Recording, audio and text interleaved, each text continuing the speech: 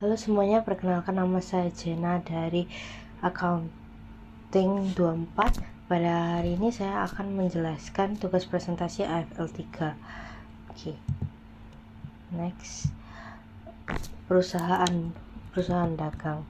Perusahaan dagang adalah jenis perusahaan yang bergerak dalam aktivitas membeli dan menjual barang tanpa mengubah bentuk barang tersebut. Nah, tujuan utamanya itu adalah memperoleh keuntungan dari selisih harga beli dan harga jualnya. Lalu contoh perusahaan dagang itu juga meliputi toko retail, grosir, dan distributor. Nah, ciri-ciri dari perusahaan dagang itu seperti barang yang dijual itu tidak diolah kembali, hanya dijual ulang. Lalu yang kedua itu ada fokus pada pengelolaan persediaan barang dagangnya, lalu juga menggunakan akun harga pokok penjualan atau bisa disebut HPP untuk mencatat biaya barang yang dijual. Lalu lanjut jurnal perusahaan dagang. Oke. Nah, dalam sistem akuntansi perusahaan dagang itu terdapat dua metode pencatatan persediaan, yaitu yang pertama ada sistem perpetual. Nah, sistem perpetual ini itu adalah persediaan barang dagang yang dicatat dan diperbarui secara terus-menerus setiap terjadinya transaksi pembelian, penjualan, dan ataupun retur. Lalu akun yang sering digunakan itu seperti persediaan barang dagang, harga pokok penjualan, retur penjualan, dan diskon penjualan. Nah, yang kedua itu ada sistem periodik. Nah, persediaan barang dagang hanya dihitung secara fisik pada akhir periode untuk menentukan jumlah akhir persediaan. Lalu juga tidak ada pencatatan harga pokok penjualan saat transaksi penjualan dilakukan, seperti itu. Lalu next itu ada FOB atau Free on Board. FOB ini adalah istilah dalam pengiriman barang yang menentukan siapa yang bertanggung jawab atas barang selama pengiriman. Nah, jenis-jenis FOB itu ada dua, yaitu FOB Shipping Point dan FOB Destination.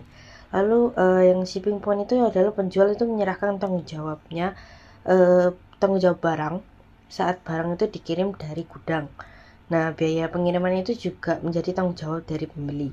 Lalu kalau yang FOB Destination itu adalah penjual itu bertanggung jawab atas barang itu sampai tiba di lokasi pembeli.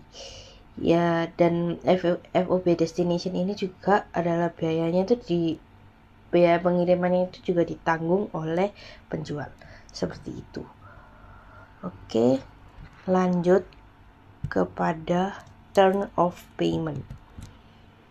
Term of payment itu atau bisa dibilang syarat pembayaran itu adalah sebuah ketentuan yang disepakati antara penjual dan pembeli mengenai cara dan waktu pembayaran. Nah, contoh syarat pembayarannya itu ada 2/10 N/30. Nah, kalau misalnya yang 2/10 itu pembeli itu bisa mendapatkan diskon 2% jika membayar dalam waktu 10 hari. Jika lewat itu, maka pembeli tidak mendapatkan diskon. Seperti itu. Tapi mereka harus juga membayarkan penuh hutang mereka dalam 30 hari. Seperti itu. Lalu ada end of month. Nah, itu tuh seperti itu pembayaran harus dilakukan pada akhir bulan. Ya seperti katanya end of month. Oke. Lanjut kepada perbedaan perusahaan dagang. Oke. Perbedaan perusahaan dagang sama perusahaan jasa itu yang pertama dari kegiatan utamanya. Kalau misalnya perusahaan dagang itu membeli dan menjual barang. Lalu kalau perusahaan jasa pasti memberikan layanan atau jasa. Lalu kalau misalnya perusahaan dagang itu pasti menjual barang fisik. Lalu kalau yang perusahaan jasa itu layanan atau jasa.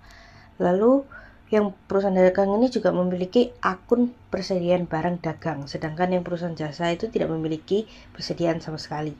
Lalu yang selanjutnya itu ada yang kalau perusahaan dagang itu juga menggunakan HPP, sedangkan perusahaan jasa itu tidak menggunakan HPP. Lalu juga yang terakhir tuh perusahaan dagang itu memiliki akun khusus seperti penjualan, retur penjualan, HPP, dan lain-lain. Sedangkan perusahaan jasa itu tidak memiliki akun-akun tersebut seperti itu. Karena berbeda, Oke, lanjut pada laporan keuangan di perusahaan dagang. Nah, yang pertama itu ada laporan laba rugi. Nah, itu disusun untuk menentukan laba atau rugi perusahaan tersebut. Nah, komponen utamanya itu ada, yang pertama itu ada penjualan. Penjualan itu lalu juga ada HPP. Penjualan ini dikurangi dari retur penjualan jika ada dan diskon penjualan. Lalu kalau yang HPP itu awal persediaan plus sama pembelian bersih dikurangi persediaan akhir. Seperti itu. Lalu ada juga laba kotor. Laba kotor itu bisa diambil dari penjualan bersih dikurangi HPP. Lalu ada juga beban operasional. Lalu sehingga mendapatkan hasilnya yaitu laba atau rugi bersih, yaitu dengan cara laba kotor dikurangi dengan beban operasional. Seperti itu. Lalu selanjutnya itu ada neraca. Neraca ini sebuah laporan yang menunjukkan posisi keuangan dari perusahaan tersebut pada satu waktu tertentu. Komponen yang ada yang di dalamnya itu seperti aset, kas, piutang, persediaan, barang dagang. Lalu juga ada liabilitas, yaitu hutang usaha dan lain-lain. Ada ekuitas, ada modal, laba bertahan, seperti itu. Lalu yang ketiga itu ada laporan perubahan modal, yaitu menggambarkan perubahan modal selama satu periode seperti laba bersih ataupun penarikan oleh pemilik. Lalu yang keempat, yang terakhir itu ada laporan arus kas atau cash flow. Ini menggambarkan arus masuk dan keluarnya kas perusahaan yang dibagi menjadi aktivitas operasi, investasi, dan pembiayaan. Seperti itu. Oke, sekian dari saya. Terima kasih. Itu adalah pembahasannya. Setelah ini kita akan lanjut kepada pada kali ini kita akan membahas soal terlebih dahulu. Di sini yang pertama di sini ada invoice. Ya, di sini pada tanggal 1 Januari di PT Supplier Dagang ini itu memasukkan modal awalnya dengan setoran modal awal dengan total 100 juta. Maka di sini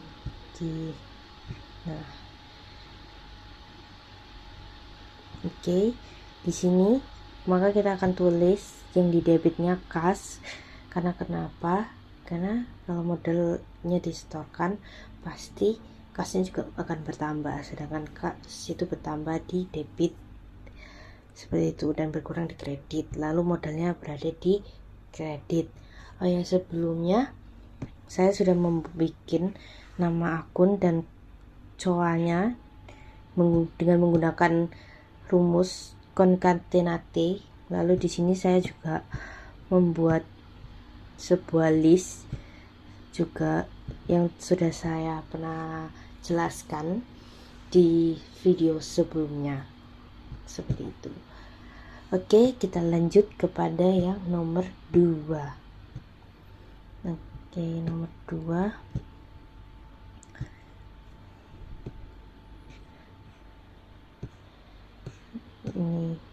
Di sini ada info pembelian barang dagang. Di tanggal 2 Januari itu kita membeli meja dan kursi dengan harga 2 juta.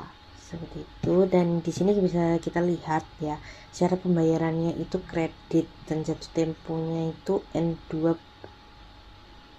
itu 2/10 N30. Mohon maaf sebelumnya ya, seperti ini. Cara pembayarannya itu kredit. Berarti kalau misalnya kredit berarti masuk ke dalam hutang ya. Masuk ke dalam hutang. Jadi di sini kita akan tulis. Di sini kita akan tulis pertama-tama itu ada persediaan barang dagang di debit. Lalu di sini ada hutang. Karena kenapa hutang itu dikredit? Karena hutang itu pertama dikredit, lalu berkurangnya di debit, seperti itu. Kenapa ini dimasukkan debitnya persediaan barang dagang? Karena kan kita membeli meja dan kursi, pasti akan bertambah. Nah, maka itu persediaan barang dagang ini akan bertambah di debit dan berkurang di kredit, seperti itu. Dengan tadi kalau nggak salah dengan nominal 2 juta 2 juta 2 juta seperti itu. Oke, lanjut.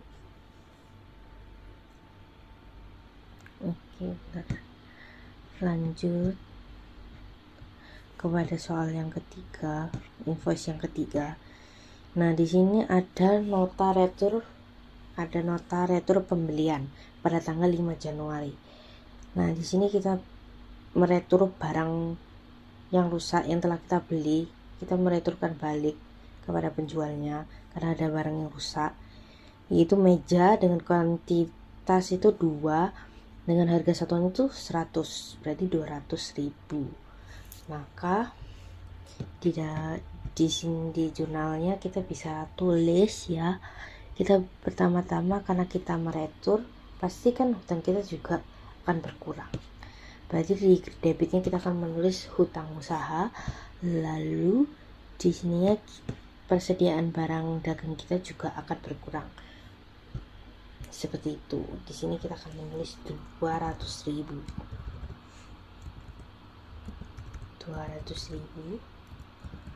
Oke, lanjut kepada soal selanjutnya. Oke, soal selanjutnya. Di sini ada kwitansi pada tanggal 10 Januari 2025. Ya. Oke, kita akan membayarkan pembelian kita yang berada pada tanggal, kalau nggak salah itu pada tanggal 2 Januari. Nah, di tanggal 10 ini kita udah mau bayar ya. Oke, di tanggal 10 ini kita membayar, maka itu kita akan mendapatkan diskon pastinya, karena di sini tertulis bahwa ada persyaratannya ya, 2/10, yang dimana 2 itu diskonnya per 10 itu adalah waktunya, seperti itu. Maka di sini kita bisa lihat ya di kwitansinya ini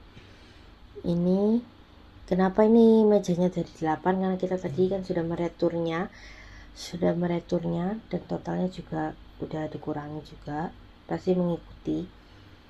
Oke, di sini ada 1.800.000 dan 36.000 potongan harganya. Oke.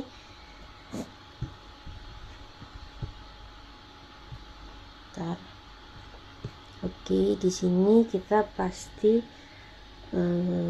karena kita membayar, pasti hutang kita akan berkurang karena kita sudah membayarnya ya. Pertama-tama hutang di debit karena berkurangnya di debit, lalu kasnya kita juga berkurangnya di debit, lalu kita juga memiliki potongan pembelian. Kita juga tadi kalau nggak salah potongan pembeliannya sekitar 36.000. Nah, ini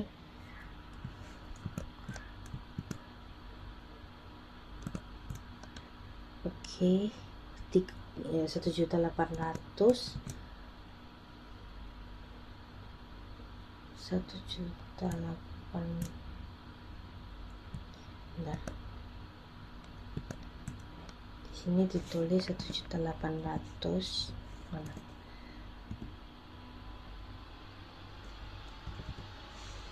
1.800.000, lalu di sininya itu 36.000. Di kasnya pastinya itu kan 1.800.000 dikurangi dengan 36.000, yaitu 1.764. 1.764 seperti itu. Oke, lanjut kepada soal selanjutnya. Nah, di sini kita bisa lihat itu ada kwitansi kembali, yaitu dia itu ingin melunasi juga hutangnya ya dengan dia itu membeli sebuah printer, dengan harga 2 juta seperti itu. Karena tidak ada pakai kredit, dia bayar secara tunai. Jadi kita akan tulis di sininya langsung sebentar. Ini utang usahanya berkurang, lalu kasnya juga berkurang sebesar tadi 2 juta.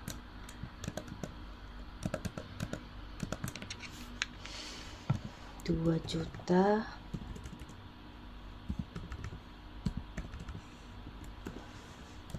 2 juta. Oke, lanjut ke soal selanjutnya.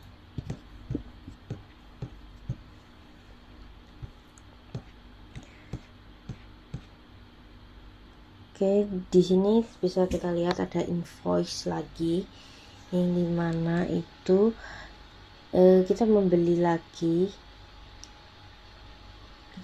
lagi sebuah alat tulis untuk kepentingan barang dagang kita. Berarti di sininya kita akan tulis di sini pastinya kan kalau kita membeli, persediaannya akan bertambah lagi. Berarti persediaannya bertambah di debit. Lalu di sininya ada biaya angkutan pembelian. Kalau tadi itu ada biaya angkutan pembeliannya seperti itu. Lalu juga ada kasnya. Nah, tadi itu kita kembali lagi ke soal.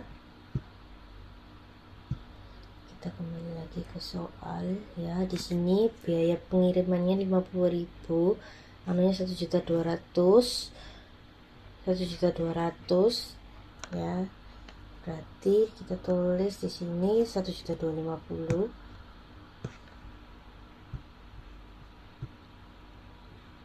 Itu di sininya itu 1.200.000.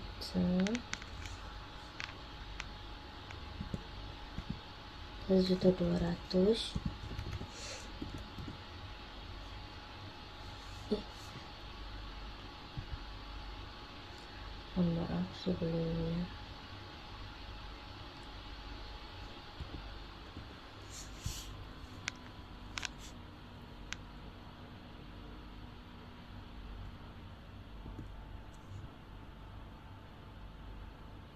Ini 1.250.000, mohon maaf, 250. Lalu ini ada biaya angkutannya 50.000. Lalu di sininya itu 1 juta.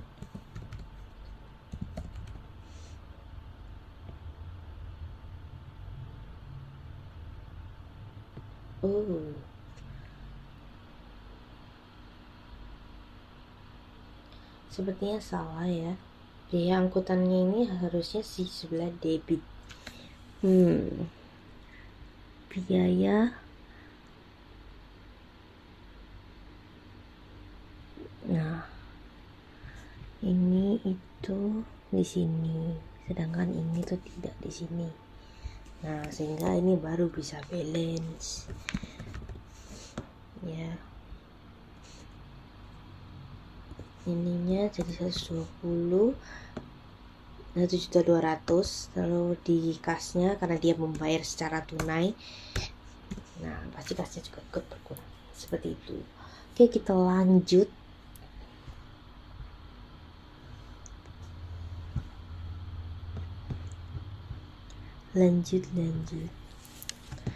Oke, di sini ada kwitansi yang dimana dia mau membayarkan biaya pengiriman di PT Spontan ya, dia ingin membayar. Kita langsung tulis saja ya di sini.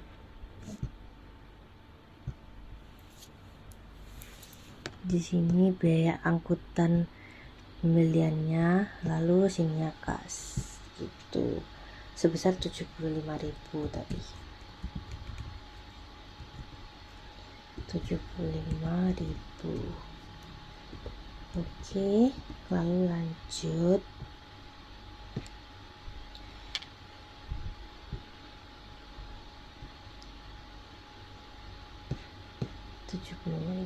Lanjut, ini ada invoice lagi tanggal 21 Januari ya. Ini kita menjual barang kita, penjual barang dagangan kita ya kepada PT Konsumen Jaya, yang dimana itu tuh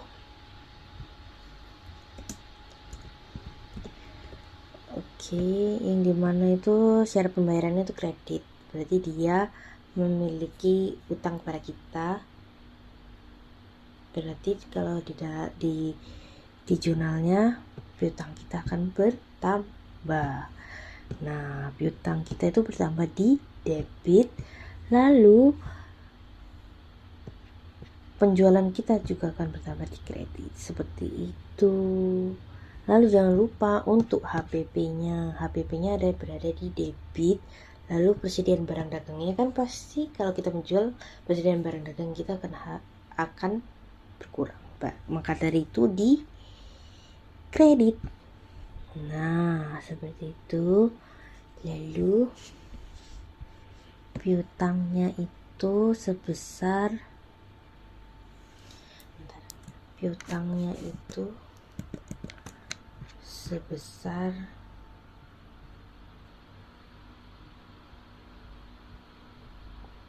mana ya?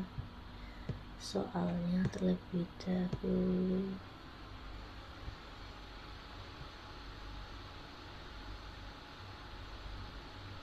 ini 2.300.000 ya guys, 2.300.000. Nanti di sini ditulis soal invoice-nya 2.300.000. Di sini juga 2.300.000. Lalu HPP-nya itu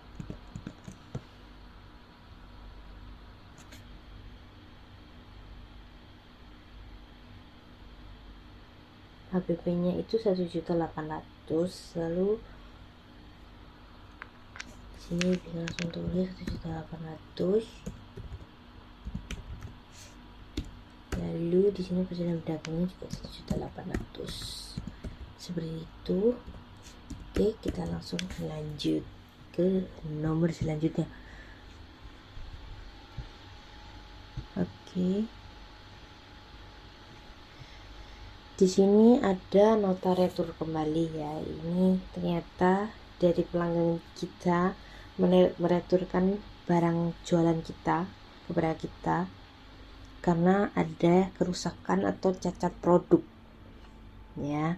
Di sini tuh bisa kita lihat itu ada papan tulis dengan kuantitas 2 ya. Dimana harganya itu 240. Nah, di sini langsung saja kita tulis di jurnalnya. Itu pasti retur penjualannya itu berada debit, lalu piutangnya pasti berkurang ya, piutang berkurang di kredit seperti itu. 240.000 sama. Oke. Lanjut.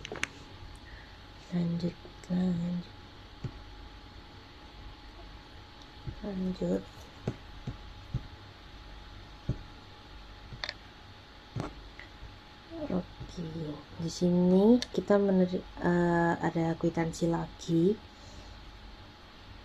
Kwitansi yang dimana PT Konsumen ini membayarkan hutang mereka kepada kita ya. dengan secara tunai langsung diberikan kepada kita. Di sini kenapa ada diskon, karena di sini kita bisa lihat ada jatuh temponya 2/10, yang dimana 2/10 ini pastikan orang ini tanggal 21, sedangkan dia membayar pada tanggal 25, yang dimana belum melebihi tanggal 10 hari, jadi masih mendapatkan diskon seperti itu ya. Lalu lanjut, ditulis langsung pasti kas kita bertambah ya, di debit ya. Terus potongan penjualan kita kasih, lalu ada piutang kita juga berkurang ya guys ya, berkurang. Oh mohon maaf, ini potongan penjualan di situ. Oke, benar.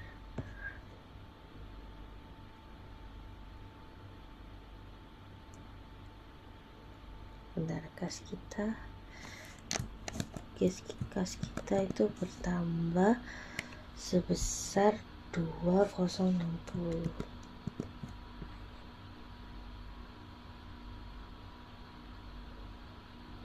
Ini 260.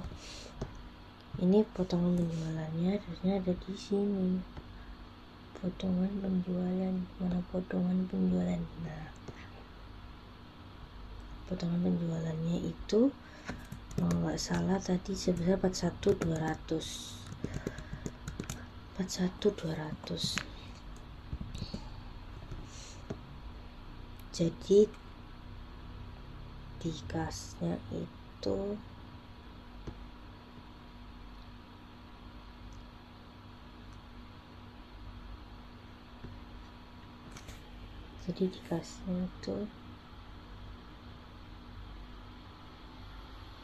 nah, sebesar 2018. Oh enggak, iya 2018 udah juta 18.000. Oh iya, ini berarti salah, kembali lagi kepada yang awal ya, potongan penjualannya di sini.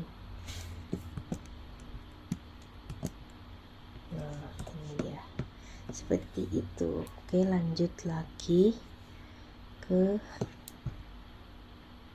ini, ke soal selanjutnya. Itu ada kwitansi kita menerima pembayaran dari PT Konsumen. Dia membayar kepada kita sebesar 1.200.000.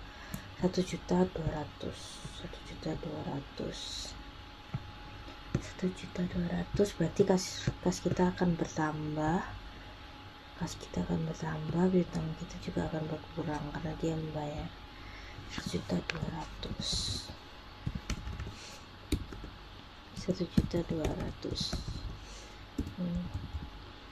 Oke, lanjut. Nah, ini dia invoice lagi, spidol dengan kuantitas 12 biji, terus harga satuannya 300 dengan total 3.600.000. Nah, juga ada biaya pengiriman 100.000. Oke, di sini berarti debitnya itu ada piutang, lalu di kreditnya itu ada penjualan, terus ada HPP, jangan lupa di debit, lalu persediaan barang dagang kita juga berkurang, lalu kita juga memiliki beban pengiriman. Ya, kita memiliki beban pengiriman, pasti kita membayar, kas kita juga berkurang. Seperti itu. Lalu di sini kita bisa tulis ini 3.600.000 3.600.000, 3.600.000. Lalu HPV nya itu 7.700.000.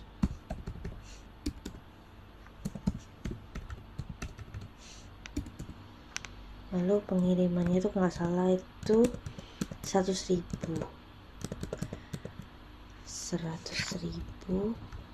Nah, seperti ini. Oke, lanjut ke soal selanjutnya. Tinggal 2 soal lagi. 2 invoice. Lalu di sini ada invoice lagi ya. Dia itu kita penjualan barang dagang kita ya kan, biaya pengirimannya itu tunai sudah dibayarkan oleh pembelinya, jadi kita nggak usah memikirkan lagi biaya pengirimannya sebesar 3.750.000.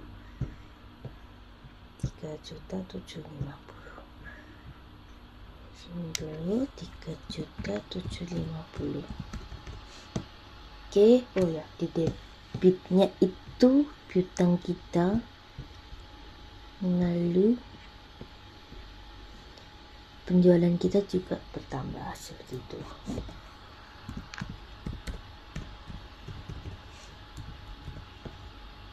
Lalu jangan lupa HPP kita juga sama persediaan barang dagang kita juga seperti itu,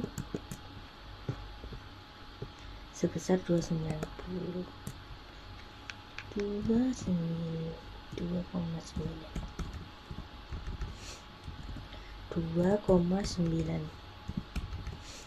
Nah ya, ini yang terakhir itu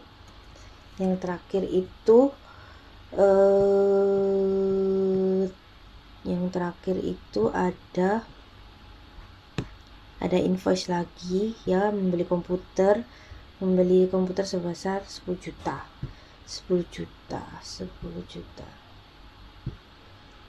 Oke, di sini peralatan bertambah, lalu kasnya kita berkurang karena kita membelinya secara tunai, jadi tidak perlu masukkan ke dalam hutang seperti itu.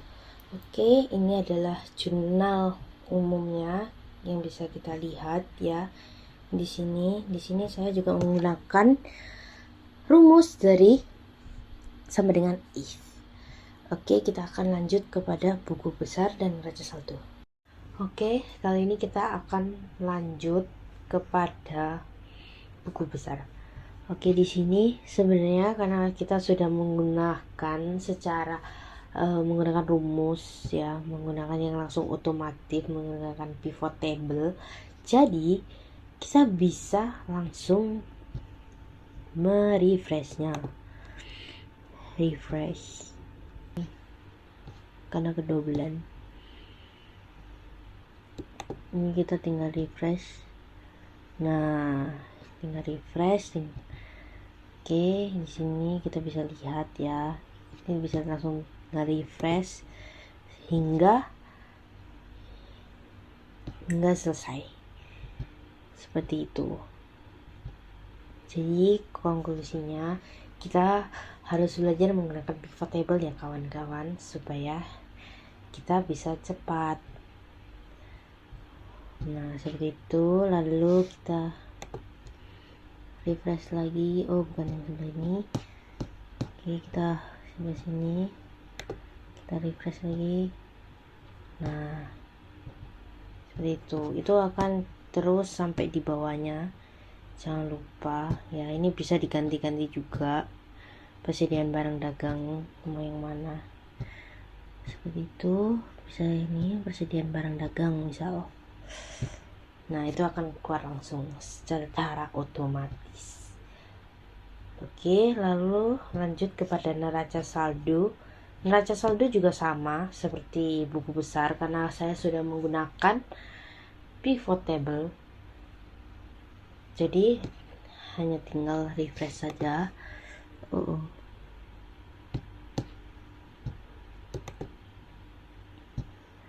refresh. Oke, di sini ya masih tetap sama ya, karena sudah ke refresh seperti itu. Selanjutnya saya akan menjelaskan dari arus kas, ini laporan laba rugi hingga ke arus kas. Oke, selanjutnya saya akan membahas bagaimana laporan laba ruginya. Untuk laporan laba ruginya sendiri itu yang pertama-tama itu ada pendapatan. Nah, pendapatannya itu tuh dijabarkan dari penjualan dan retur penjualan. Nah, ini kita bisa lihat langsung dari sampingnya di sini, penjualannya itu 9.650. Retur penjualan ini juga 240 ini. Nah, itu tuh dikurangi sehingga mendapatkan penjualan bersih. Lalu kita juga akan menghitung HPP-nya, yaitu persediaan awalnya itu 0, persediaan barang dagangnya itu 3.200.000. Kita balik lagi bisa lihat di buku besar atau di neraca saldo seperti itu, atau mungkin bisa dilihat juga dari jurnal perpetualnya seperti itu. Lalu retur pembeliannya itu ada 200.000, itu dikurangi ya. Lalu ada juga biaya angkutan pembelian itu ditambah 125 ini. Lalu persediaan akhirnya itu sebesar 7.600.000. Ini ya, persediaan barang akhirnya 7.600.000 itu dikurangi sehingga HPP-nya itu menghasilkan 7.400.000. Nah, 7.400.000 ini lalu kita bisa langsung hitung kepada laba kotornya, itu sekitar 2.925.000. Lalu itu juga masih ada beban pengiriman atau beban operasionalan itu sebesar 100.000, ini ada juga. Lalu di sini berarti konklusinya adalah laba ruginya itu sebesar 6.385.000 seperti itu. Lalu untuk laporan posisi laporan laba rugi itu sebenarnya tuh untuk saldo awal laba ditahannya itu tidak ada, maka dari itu dikosongkan langsung kepada laba rugi bersihnya itu langsung dimasukkan saja. Lalu di sini nggak ada prive 0, berarti saldo akhir dari laba ditahannya itu adalah 6.385.000. Itu sama, langsung diturunkan saja sih lebih tepatnya. Lalu kita langsung masuk ke laporan posisi keuangan.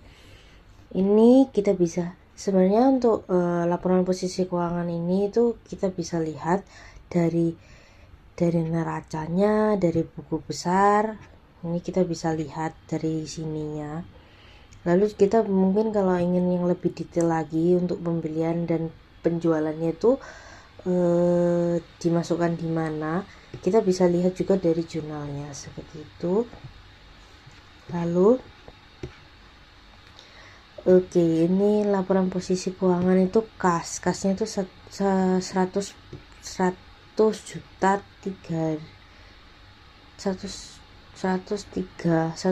juta 219. Nah, ya itu sama. Lalu piutang usahanya juga sama 9.650. Lalu persediaan barang dagangnya 7.600.000. Ini 7.600.000. Lalu mana lagi? Ya, nanti setelah itu dijumlah sehingga menghasilkan total aset dari aset lancarnya seperti itu. Lalu kita balik ke aset tetap. Untuk aset tetap itu cuma ada peralatan sebesar 10 juta. Kita lihat ya di sini peralatan ini 10 juta. Oke. Lalu lanjut. Berarti ini total asetnya ini bisa langsung dijumlah aja 120 ditambah dengan 10 juta. Lalu lanjut kita langsung ke liabilitas. Nah, liabilitasnya itu cuma ada utang usaha. Itu hanya 4 juta. Kalau kita bisa lihat sini. yaitu 4 juta. Lalu ekuitasnya itu ada modal dan laba ditahan. Nah, modalnya itu kan tadi sebesar 1 juta. Modal ini 1 juta. Lalu ditambahkan dengan laba ditahannya di sini, bisa langsung ambil dari sini. Lalu dijumlahkan. Jadi dijumlahkan dari total liabilitas dan ekuitasnya. Seperti itu. Oke. Lalu ini ada arus kas. Karena ini arus kas dari aktivitas operasinya itu mereka kan melakukan penerimaan dari penjualan itu sebesar 9.650 ya. Ini. Lalu pembayaran untuk pembelian barang. Nah, itu sebesar minus 3.200.000. Ya, ini ya persediaan barangnya. Lalu pembayaran beban pengiriman itu kan 100.000 dikurangi. Jadi arus kas bersih dari operasi ini itu sebesar 6.350.000. Lalu arus kas dari aktivitas investasi. Nah, itu mereka itu hanya membelikan peralatan sebesar 10 juta. Itu aja. Lalu arus kas aktivitas pendanaannya itu ada modal yang disetorkan oleh pemilik pada awal bulan sebesar 1 juta. Seperti itu. Lalu kenaikan bersih kasnya itu sebesar 96.350. Nah, itu dari mana? Dari 100 juta dikurangi dengan 10 juta ini, lalu ditambahkan lagi dengan 6.350 ini, sehingga dapat menghasilkan 96.350 ini. Nah, maka dari itu saldo akhirnya tuh 218.800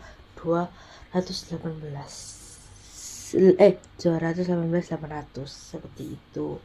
Kita bisa lihat ya di sini juga sama. Oke, sekian dari saya, terima kasih.